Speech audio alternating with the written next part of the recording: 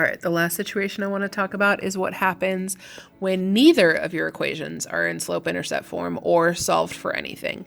So I like to personally, when I look at these equations and figure out which one I'm going to isolate a variable for, I look for a variable that's alone. Like, what am I not going to have to mess with? Well, there's a y right here. So all I have to do to get rid of that y is move this 3x. This 3 and this x are bait up by multiplication. If I move 1, I move the whole thing. It's positive 3, so I'm going to subtract 3x from each side. Well, this crosses this out, so I'm left with y equals.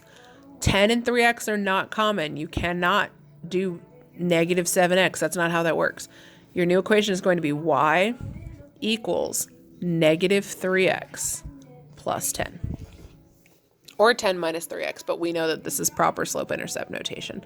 So now I have what y equals. Now I can go back and do what we've been doing this whole time. So 2x plus 3 times y, well, y is negative 3x plus 10 equals negative 12. This is our trickster, is we have a value in front of our y. We now have to distribute this value to everything. It has to be there. So I'm going to bring down this 2x. Excuse me, that's a negative. Negative 3 times positive 3 is negative 9. X, positive 3 times positive 10 is positive 30. Equals negative 12.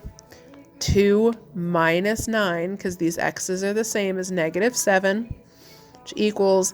Now that took care of that. I've got my exponents on one side. Oh, look what I just did. I forgot an exponent. I'm telling y'all. Someone's going to make that mistake. It looks like it's me.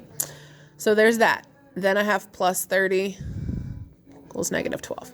Again, I have numbers on both sides. I need to get this variable alone, so I'm going to subtract 30 from each side. And I'm going to be left with negative 7x equals negative 42.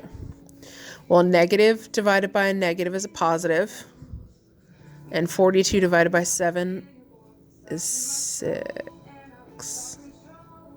Yeah, I feel confident about that, 6. Okay, so now I have an x value. Again, we go back.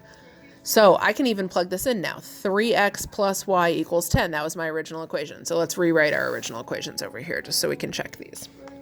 3x plus y equals 10, and 2x plus 3y equals negative 12. All right, well, it says my x value is 6. X is equal to 6. So 3 times 6, 18, plus y equals 10. I would have to subtract 18 from each side. That would give me y is equal to negative 8. So my coordinate should be 6, negative 8. Let's check and see if that works here. 2 times 6 is 12. Plus negative 3 times 8 is negative 24. Yeah, I feel confident about that. Negative 12. So does 12 plus negative 24 equal negative 12? It does. I know that board's really messy. I'm sorry, guys. But again, this is a very convoluted process. There's a lot of steps, and you have to follow through with each of them. So if you mess up here, you're going to mess up all the way down here. So it's really important that you be very meticulous and very careful about what you're doing.